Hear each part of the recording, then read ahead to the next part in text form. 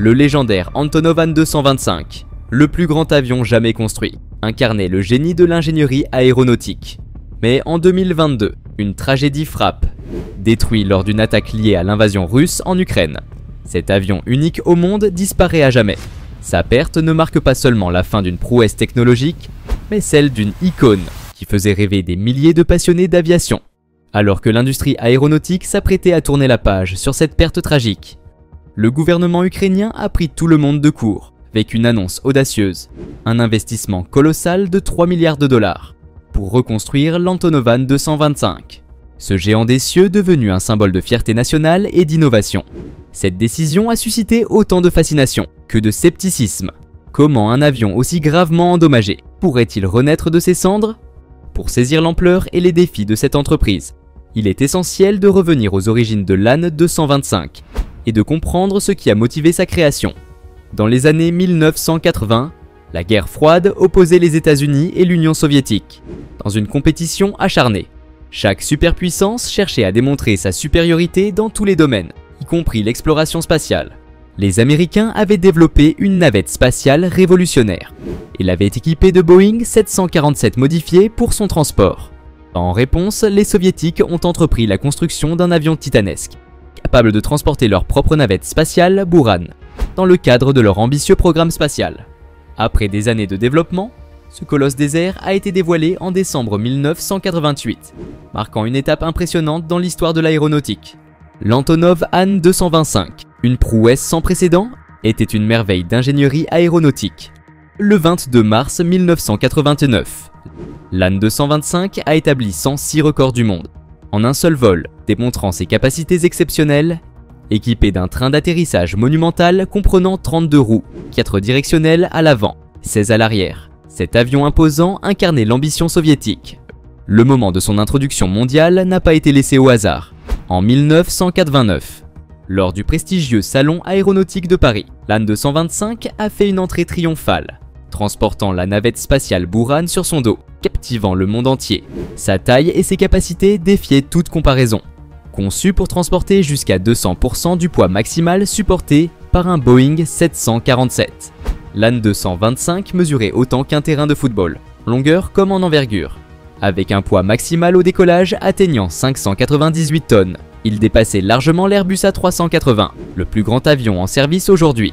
Cette masse colossale nécessitait une puissance phénoménale, délivrée par 6 moteurs turbofan ZMKB Progress Lotarev D18T. Chacun générant une poussée impressionnante de 50 et 1590 livres. L'An-225 n'était pourtant pas un projet totalement inédit. Il s'appuyait sur la base de l'Antonov An-124, un modèle plus petit pour rationaliser les coûts et le temps de développement. Les ingénieurs ont apporté des modifications majeures, ajout de 2 moteurs supplémentaires, longement du fuselage de 15 mètres, suppression de la porte cargo arrière pour alléger l'appareil, remplacement de la dérive unique par une double dérive.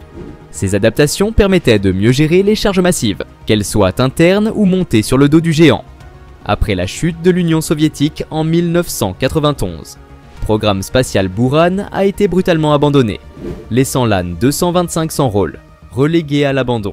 Il a finalement été ressuscité pour servir une nouvelle mission, devenir le transporteur de fret civil le plus impressionnant de l'histoire. Sous la bannière d'Antonov Airlines, l'An-225 a captivé le monde, battant des records spectaculaires comme celui du plus lourd chargement jamais transporté. Une machine de 190 tonnes acheminée d'Allemagne jusqu'en Arménie. Mais le destin de cet avion emblématique a basculé tragiquement en février 2022, lors de violents affrontements à l'aéroport de Hostomel. Une attaque massive des forces russes a détruit l'An-225, alors qu'il était immobilisé pour une maintenance approfondie. Quelques jours plus tard, le gouvernement ukrainien a confirmé l'impensable. Le géant des airs était perdu. Malgré cela, l'Ukraine a décidé de relever un défi audacieux, alors que des images de l'épave circulaient sur internet, montrant l'ampleur des dégâts, le cockpit calciné, les ailes fracturées et des moteurs réduits à néant. Les autorités ukrainiennes ont annoncé leur volonté de reconstruire ce symbole national. Le capitaine de l'An-225, Dmitry Antonov, a lui-même dévoilé une vidéo poignante documentant l'état désastreux de l'appareil. Mais au-delà de ces ruines, c'est un espoir collectif qui anime cette entreprise titanesque, ramener à la vie ce monument de l'ingénierie et du rêve aéronautique. Alors, comment le gouvernement ukrainien envisage-t-il de concrétiser ce projet ambitieux? Il s'avère que suite au succès du premier Antonov An-2-125, le gouvernement soviétique avait initialement prévu de construire 3 autres exemplaires. Cependant, avec la chute de l'Union soviétique, seule une deuxième unité avait commencé à être assemblée, avant que le projet ne soit abandonné. En 2006, l'idée de terminer cet avion a été relancée, mais des retards répétés ont conduit à l'abandon définitif en 2016, alors que la construction était achevée à environ 60 et 70%. C'est précisément cette deuxième unité inachevée, restée en stockage pendant des années, que le gouvernement ukrainien prévoit de finaliser. Lors de l'annonce, le président Volodymyr Zelensky a expliqué que reconstruire l'An-225 n'était pas simplement une question de remplacer un avion.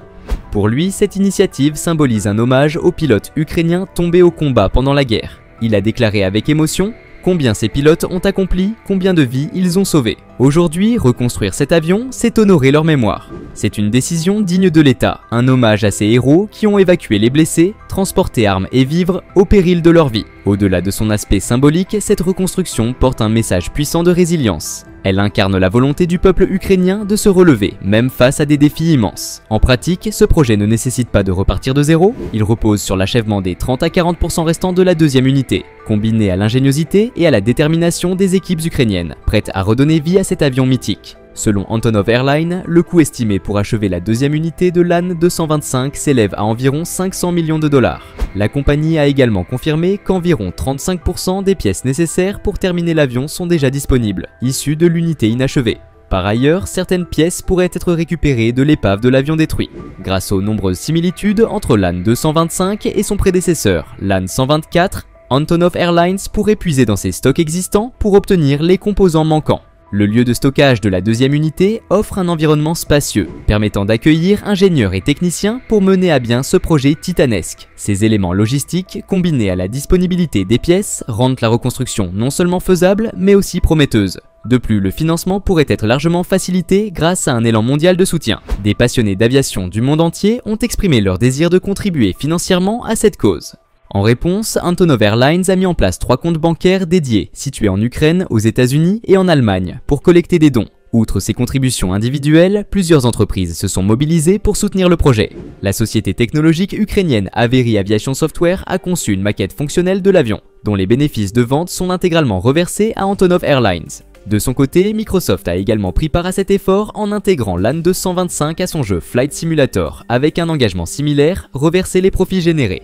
Cette initiative a permis de récolter 3 millions de dollars grâce aux ventes dans le jeu, une somme entièrement dédiée à la reconstruction de l'avion légendaire. Sir Richard Branson, cofondateur du groupe Virgin, a également manifesté son intérêt pour participer à la renaissance de l'An-225. Son implication, ainsi que celle d'autres entreprises, pourrait considérablement faciliter l'achèvement des sections restantes de l'avion. Antonov Airlines envisage même une remise en service commerciale de l'appareil dans un délai d'environ 5 ans. Cependant, ce projet ambitieux ne sera pas sans obstacle. L'un des principaux défis reste le coût. Bien qu'Antonov ait annoncé un budget initial de 500 millions de dollars, de nombreux experts de l'industrie estiment que ce montant est largement sous-évalué. Ils avancent que le projet pourrait en réalité nécessiter jusqu'à 3 milliards de dollars, remettant en question la faisabilité financière de l'opération.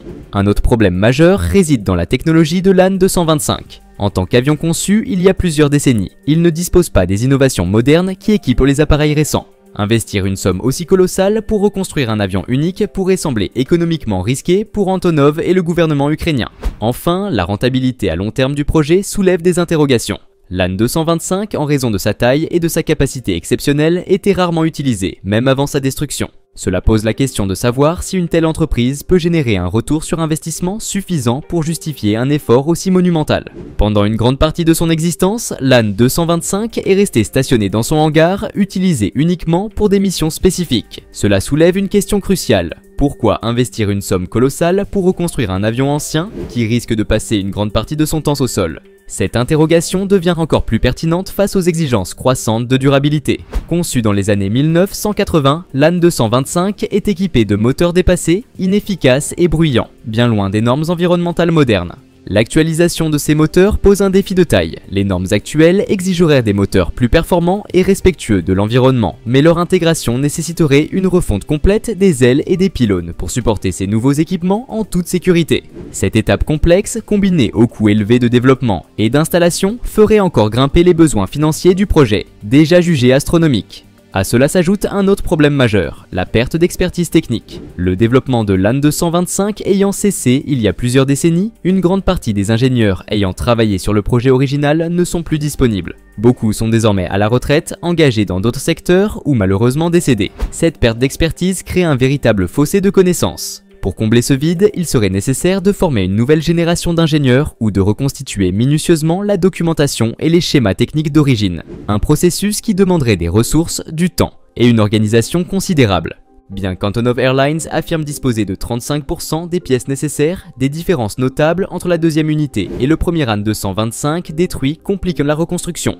Par exemple, cette deuxième unité est équipée d'une porte cargo arrière et d'une queue modifiée, rendant inutilisables certaines pièces provenant de l'avion détruit ou de l'AN 124, son prédécesseur plus petit. Ces particularités ajouteront des coûts supplémentaires et poseront des défis techniques majeurs au programme de reconstruction. La grande question demeure, quelle sera la prochaine étape pour l'AN 225 ? L'intérêt généralisé de l'industrie aéronautique pourrait jouer un rôle clé. Antonov Airlines pourrait intensifier ses efforts pour attirer de nouveaux partenaires. Des entreprises comme General Electric ou Rolls-Royce pourraient être sollicitées pour fournir des moteurs modernes conformes aux normes environnementales actuelles. De même, Boeing, Airbus ou Embraer pourraient offrir leur expertise et leurs ressources pour surmonter les défis logistiques et techniques d'un tel projet. Cependant, un débat crucial persiste, les priorités actuelles de l'Ukraine.